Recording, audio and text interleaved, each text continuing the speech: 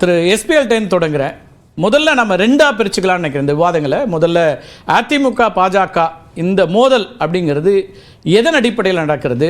இது இரண்டு கட்சிகளுக்கு இடையிலான மோதலா, 2026 தேர்தலை மையமாக கொண்டதா, இரண்டு தலைவர்களுக்கு இடையிலான மோதல், தனிநபர்களுக்கான மோதலா, எப்படி அதை பார்க்க வேண்டியிருக்கிறது? 2026 தேர்தலுக்கான மோதலை புத்தியுள்ள எந்த தலைவரும் இப்போது தொடங்க மாட்டார். இது இரண்டு இயக்கங்களுக்கான மோதலாகவும் நான் பார்க்கல. அதிமுக பிஜேபி உறவு இருந்த போது கூட எடப்பாடிக்கும் அண்ணாமலைக்குமான உறவு அவ்வளவு சுமூகமாக இருந்ததில்லை. ஒரு பத்திரிகையாளராக தமிழ்நாட்டு அரசியலை கடந்த சில பல பத்தாண்டுகளாக கவனித்து பார்த்த அடிப்படையில சொல்றேன். ஒரே சமூகத்திலிருந்து இரண்டு நபர்கள் இரண்டு வெவ்வேறு இயக்கங்களில் பெரிய நபர்களாக வந்தால் கூட ஒரே மண்டலத்திலிருந்து வருகிற போது அந்த எனிமிட்டி, உருவம் தெரியாத வெளியில் தெரியாத அந்த நிழல் யுத்தம் தவிர்க்க முடியாது. அது right from day one. Annamalai இந்த அரசியலில் பிஜேபி அரசியலில் நுழைந்த நாள் முதலாக இங்கே அதிகார மையத்தின் உச்சத்தில் இருந்த எடப்பாடிக்கு அது ஒரு எரிச்சலை தந்திருந்தால் நான் ஆச்சரியப்பட மாட்டேன். ஆனால் நாங்க ரெண்டு பேரும் சமம்ங்கிற ரீதியில் அண்ணாமலை சில நேரங்களில் காய் நகரத்தில் நடத்துற போது எடப்பாடி எரிச்சல் பட்டதில் நியாயம் இருக்கு. ஏன்னா எடப்பாடியினுடைய அரசியல் அனுபவத்தில் அண்ணாமலையுடைய அரசியல் அனுபவம் சமப்படுத்தி பார்க்கப்படுவது அல்ல. அவர் எங்கேயோ இருக்கிறார், இவர் எங்கேயோ இருக்கிறார். ஆனால் அதிகாரத்தை இன்றைக்கு இழந்திருக்கிற எடப்பாடி, அதிகாரத்தில் மத்தியில் நாங்கள் இருக்கிறோம், அந்த கட்சியினுடைய மாநில தலைவராக நான் இருக்கிறேன் அப்படிங்கிற அந்த அடிப்படையில் அண்ணாமலை தன்னை பெரிய ஆளர் நினைத்துக் கொண்டால் இந்த மோதலுக்கான அடிப்படை புள்ளி அங்கிருந்துதான் ஆரம்பிக்குது நான் பாக்குறேன். இரண்டு குற்றச்சாட்டுகளை சீரியஸா முன்வைக்கிறார். அந்த குற்றச்சாட்டுக்கு முன்பாக ஒரு பத்திரிகையாளராக நான் ஒரு விஷயத்தை அதை கண்டிக்கணும்ன்றது கூட பெரிய வார்த்தையா இருக்கலாம். நான் ரசிக்கவில்லை, தமிழ்நாட்டு மக்கள் ஒருபோதும் ரசிக்க மாட்டார்கள். உங்களுக்கிடையே 1000 கோபதாபங்கள் இருந்தால் கூட ஒரு சக அரசியல் கட்சியின் தலைவரை என்ன வார்த்தை கொண்டு பொது வழியில் விமர்சிப்பது ஒரு எல்லை இருக்கு. அந்த எல்லைகளை நேற்று அண்ணாமலை தாண்டி விட்டார். அவர் வைத்த ரெண்டு குற்றச்சாட்டுகள் சீரியஸ் ஆனது கார்த்தி. ஒண்ணு, சிலுவம்பாளையம் கொலை வழக்கு.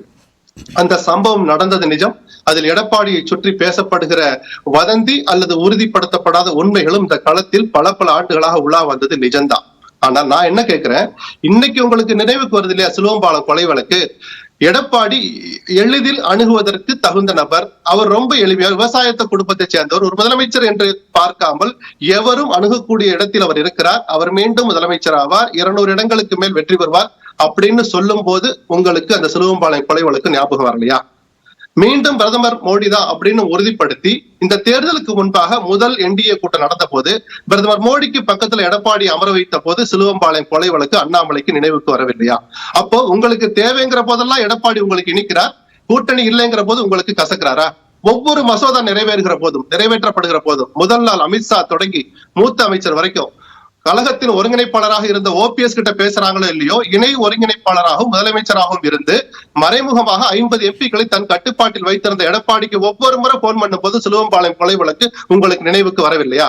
அப்போ உங்கள் சுயநலத்துக்கு எடப்பாடி வேணும், இன்னைக்கு அவர் அதிகாரத்தில் இல்ல, ஆட்சியில் இல்லைங்கிற போது அவர் கசக்கிறார் என்றால் இது ஏற்றுக்கொள்ளக்கூடிய வாதம் அல்ல. இன்னொன்னு மிக முக்கியமான குற்றச்சாட்டு, என் தலைவனை அவமானப்படுத்திய எடப்பாடியை நான் எப்படி மன்னிப்பேங்கிறார். என்ன அவமானப்படுத்தினார்? 2019 தேர்தல் நெருங்கி வருது, வேட்புமனு தாக்கல் பண்ண போறார் மோடி வாரணாசியில. அதற்கு வாழ்த்து சொல்லுங்க அல்லது வந்து கலந்துக்கங்கன்னு சொல்ற போது அவரே தோக்க போறார், நான் எதுக்கு வரணும்னு எடப்பாடி சொன்னார் அப்படின்னு சொன்னது சாதாரணமாக கடந்து போகிற குற்றச்சாட்டு அல்ல. எடப்பாடியை நான் பல நேரங்கள் விமர்சிக்கிறேன், அதுக்கு காரண காரியங்கள் உண்டு. ஆனால் அந்த ஆட்சியில் இருந்த 4 ஆண்டுகள் முதலமைச்சராக எடப்பாடி நிறைவு செய்த அந்த 4 ஆண்டுகள் ஒவ்வொரு நாளும் பிஜேபியின் அனுமதியோடு, ஆசீர்வாதத்தோடு, அவர்களின் பாதுகாப்போடு, உதவியோடு தான் அந்த நாட்களை நகர்த்தினார் என்பது சாதாரண அரசியல் அறிவுப்படுத்த எவருக்கும் அது புரியும். அதே போல எடப்பாடியின் உதவியும் கூட பிஜேபிக்கு தேவைப்பட்டுக்கிட்டே இருந்தது. அப்போ ஜெயலலிதா மறைந்து 2 ஆண்டுகள் கூட முழுமையடையாத அந்த மே 2019 கொஞ்சம் நினைச்சு பாருங்க, எடப்பாடிக்கு அந்த தைரியம் வந்திருக்குமா? அவருடைய தயவுலதான் அந்த ஆட்சியே நடக்கிற போது எப்படி சார் அவர் இந்த துணிச்சலாக இப்படி ஒரு கருத்தை சொல்லியிருக்க முடியும்? 110% இது உண்மைக்கு மாறான தகவல். இன்னொன்னு, அதை நான் பொய்ன்னு சொல்றதுக்கு காரணம், 2019 இவர் சொல்ற நேரத்துல பெங்களூர் சவுத்ல இவர் டிசி லாண்ட் ஆர்டரா இருந்தார். போலீஸ் அதிகாரியாக பதவியில் இருக்கிற ஒருவருக்கு, ஒரு மாநிலத்தின் உச்ச பதவியில் முதலமைச்சராக இருந்த ஒருவர் போன்ல பேசின ஒரு வார்த்தை எப்படி சார் அவ்வளவு அச்சரம் பேசாம தெரியும்? அப்ப 5 ஆண்டுகள் கழித்து யாரோ ஒரு சில்மிஷம் பிடிச்ச ஒரு நபர் அண்ணாமலை கிட்ட தவறாக சொல்லியிருக்கிறார் அல்லது உள்நோக்கத்தோடு சொல்லியிருக்கிறார். அதை நம்பி பொது மேடையில் பேசியது தவறு. ஒளிபரப்ப தகுந்த அளவிலான சில பேச்சுக்கள் அப்படிங்கிறதுல நம்ம சுருக்கி இதை கொடுத்துருக்குறோம். இன்னும் பொதுவெளியில் பல்வேறு அம்சங்களை பேசலாமாங்கிற அளவுக்கு 2 தரப்புலையுமே தனிநபர் தாக்குதலாகவும் மாறி இருக்கிறது. அதை நம்ம பார்க்கலாம். திரு குபேந்திரன், எப்படி பார்க்குறீங்க இந்த சிக்கலில்? இது ஒரு 2 தனிப்பட்ட தலைவர்களுக்கு இடையிலான பிரச்சனையா அல்லது கட்சிகளுக்கு இடையிலான பிரச்சனை? இதை எப்படி பார்க்க வேண்டியது? இது வந்து 2 தனிப்பட்ட நபர்கள் மோதிக்கொண்டது போல காட்சி இருந்தாலும், ஆனால் நம்ம 2 தனிப்பட்ட நபர்களாக இது பார்க்கக்கூடாது. ஏன்னா கட்சி சார்ந்து 2 பேரும் மாறி மாறி பேசலாம், பொறுப்பில் இருக்கு. ரெண்டாவது, அரசியலில் படித்தவர்கள் வந்து அதிகமாக பங்கேற்கும் போது இந்த அரசியல் வந்து மேம்படும், பண்படும் அல்லது நாகரிகமாக மாறும் என்றெல்லாம் நம்ம பார்த்துருக்கிறோம், பேசியிருக்கிறோம். அவரும் அப்படித்தான் வந்தார். அதாவது திராவிட கட்சிகளுக்கு மாற்றாக நான் வந்து அரசியலில் பயணிப்பேன் அப்படின்னு சொன்னார். 2 கட்சிகளுமே பிடிக்காத ஒரு நிலையில் தான் அண்ணாமலை இந்த பாஜக வந்திருப்பதாக நான் கருதி கொள்கிறேன்.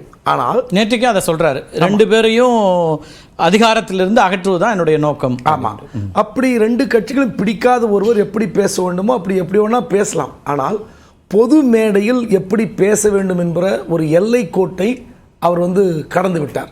எப்போதோ கடந்து விட்டார், இப்போதல்ல. பத்திரிகையாளர்களும் பேசும்போது அப்படி தான் இருப்பார், மற்ற கூட்டணி கட்சிகள் அங்கே பேசும்போதும் அவர் அப்படி தான் பேசியிருக்கார். எந்த ஒரு நிலையிலும் அவர் தன்னுடைய எல்லை கடந்து பேசுகிற நபராகத்தான் அண்ணாமலை இருக்கிறார். குறிப்பாக நேற்றைய அந்த பொதுக்கூட்டத்தில் அவர் பேசிய பேச்சு என்பது அளவு கடந்த பேச்சு. ஒரு அதிமுகவுடைய பொதுச் செயலாளர், அவர் எப்படிப்பட்டவர், என்ன மாதிரி தலைவர் என்பதெல்லாம் அவருக்கு முன்கூட்டியே தெரியும். தெரிந்த பிறகும் அவருடன் அரசியலில் பயணித்தார். அவர் பிரச்சாரம் செய்யும்போது பின்னாடி நின்று ஜீப்பில் கை கும்பிட்டுட்டே ஓட்டு கேட்டார். அப்படிப்பட்டவர் நேற்று ஏதோ புதுசாக கண்டுபிடித்த மாதிரி. இன்னும் சொல்ல போனால் 2016 வார பத்திரிகையில் ஒரு ஏசியமாக வெளியிடப்பட்ட தொடர் அது. அந்த தொடரில் அரசியல்வாதிகளை பற்றி தொடர்ந்து எழுதப்பட்டு வந்தது. அதில் வந்த கதை தான் அந்த சிலுவம்பாளையம் கொலை கதை. அந்த கதை 2016 வாரப்பத்தில் வந்த பிறகு 2021 சட்டமன்ற தேர்தல் திமுக அதை கையில் எடுத்தது. இந்த மக்களவைத் தேர்தல் கூட திமுக கையில் தொடரலை. அதன் பிறகு இப்போது புதிதாக இவர் ஏதோ கண்டுபிடித்த மாதிரி அதை பேசுகிறார். சரி, அதை பேசிட்டீங்க. அவர் எதுக்காக இந்த வார்த்தையை சொன்னார்? எதுக்காக இவ்வளோ உணர்ச்சி வசப்பட வேண்டிய அவசியம் என்ன? தற்குறிங்கிறாரு, கொலை வழக்கில் தப்பித்தவர்ன்றாரு, ஒன்றிய இதில் ஊராட்சி தேர்தலில் தோற்று போனவர்ங்கிறார். அத்தனை ஆவேசம் என்ன? எடப்பாடி அவர்கள் ஒரு அரசியல் ரீதியான குற்றச்சாட்டை முன்வைக்கிறார். மைக்கை பார்த்தா பொய் பேசுவார். அவருக்கு வந்து வாக்கு கிடைத்து விட்டது என்ற அந்த ஆவேசத்தில், மமதையில் பேசுகிறார் என்ற டோனில் பேசுகிறார். இது எல்லோரும் வைக்கிற குற்றச்சாட்டு அரசியல்ல. இது ஒன்றும் வந்து ரொம்ப மோசமான குற்றச்சாட்டாக பார்க்க முடியாது. அவர் என்ன கேட்டார், அதுக்கு முன்னு நீங்கள் பார்க்கணுங்க. 2014 பாஜக ஆட்சிக்கு வருவதற்கு முன்பு வெறும் 55 லட்சம் கோடி கடன் இருந்தது. நீங்கள் இந்த 10 ஆண்டு காலத்தில் 268 கோடி ரூபாய் நீங்கள் வந்து லட்சம் கோடி கடனாகி இருக்கிறது. கிட்டத்தட்ட 113 கோடி லட்சம் கோடி ரூபாயை நீங்கள் கடன் வாங்கி இந்த நாட்டுக்கு என்ன செய்தீர்கள்? அப்படி என்ன தமிழ்நாட்டுக்கு நீங்கள் திட்டத்தை கொண்டு வந்தீர்கள் என்று சொன்னால் அதுக்கு அண்ணாமலை பதில் சொல்லியிருக்கலாம். நாங்கள் இப்படிப்பட்ட திட்டத்தை கொண்டு வந்திருக்கிறோம் அப்படின்னு. அதற்கு எதிர்க்கமே பதில் சொல்ல முடியாத அண்ணாமலை இப்படி எப்படின்னா தனிநபர் தாக்குதல் அட்டாக் பண்ணால் அவர் பயந்துருவார். அது நான் லண்டன் போகிறேன். அதில் நீங்கள் கேட்குற நியாயமான கேள்வி. 2 பேரையும் ஒப்பிட முடியுமா? எஸ்பிஎல் அவர்களும் குறிப்பிட்டார். அவருடைய அரசியல் வாழ்க்கை அனுபவம் என்ன? எடப்பாடி இப்போ எதிர்க்கட்சி தலைவர், முன்னாள் முதலமைச்சர் அப்படின்னா அவரை எப்படி குறிப்பிட வேண்டும் அப்படிங்கிறதுல மாற்றுக்கத்தில் அந்த கேள்விகளுக்கு திரு நாகராஜ் பதில் சொல்லணும். ஆனால் ஒரு கட்சி தலைவர் ஆவதற்கு உங்களுக்கு என்ன தகுதி இருக்குது அப்படின்ற ஒரு கேள்வியை வைத்துட்டா அதுக்கு எதிர்க்க விமர்சனத்தை வைக்க வேண்டிய தேவையும் அண்ணாமலைக்கோ அல்லது பிஜேபிக்கோ வரத்தானே செய்யும் அரசியல் களத்தில். இல்லை, அதாவது அரசியலில் எப்படி ஒருத்தர் வந்து தலைமை பதவிக்கு வந்தார்கள் என்பது விமர்சிப்பது தவறு கிடையாது. அது ஒன்றும் பெரிய குற்றச்சாட்டு. அது அந்த கட்சியினுடைய உட்கட்சி தான். சரி, அவங்க கட்சி முடிவெடுக்கிறது, அந்த கட்சியினுடைய தலைமை அவருக்கு வந்து அந்த பொறுப்பை கொடுக்குறாங்க. அப்போ அதிலிருந்து தானே வர்றாரு. அப்போ இன்னொரு கேள்வி என்ன வரும்னா, அப்படிப்பட்ட தலைவரோடு அப்புறம் ஏன் நீங்கள் பேச்சுவார்த்தை நடத்தி கூட்டணி வச்சிங்கிற கேள்வியை சேர்ந்து தானே வரும். 2 பக்கமும் தவறு இருக்கிறது. 2 பக்கமும் வந்து பிரச்சனைகள் வந்து பேசி தீர்க்க வேண்டிய பிரச்சனையை பொது வெளியில் பேசி கொண்டிருக்கிறார்கள். நான் என்ன கேட்குறேன், சரி நீங்கள் வந்து லட்சுமணன் சொன்ன மாதிரி 2019 நீங்கள் சர்வீஸில் இருக்கீங்க. அப்போது என்னுடைய தலைவரை 2019 அவமதித்து விட்டார் என்று அண்ணாமலை சொல்கிறார் என்றால் 2019 போலீஸ் சர்வீஸில் உங்களுக்கு மோடி தலைவரா? நீங்கள் அரசியல் கட்சி சேர்ந்தவரா? அதுக்கு விளக்கம் சொல்ல முடியுமா அவரால்? சொல்ல முடியாது. சரி, ரைட்டு. நீங்கள் அதுக்கு பிறகு 2021 எப்படி பேசுறீங்க? 200 இடங்களில் எடப்பாடி ஆட்சியை பிடிப்பார் என்று பேசியது எதை வைத்து பேசினீர்கள்? அப்போ நீங்கள் சிலுவம்பாளையம் விஷயம் உங்களுக்கு தெரியும், நீங்கள் தவழ்ந்து வந்தது தெரியும், கூவத்தூரில் டெண்டர் விட்டது, பிட்டிங் விட்டது எல்லாம் தெரியும். நான் ஒரே ஒரு கேள்வி பாஜக நண்பர்கிட்ட வைக்கிறேன். இந்த கூவத்தூரில் டெண்டர் விட்டது, பிட்டிங் விட்டதெல்லாம் ரைட்டு.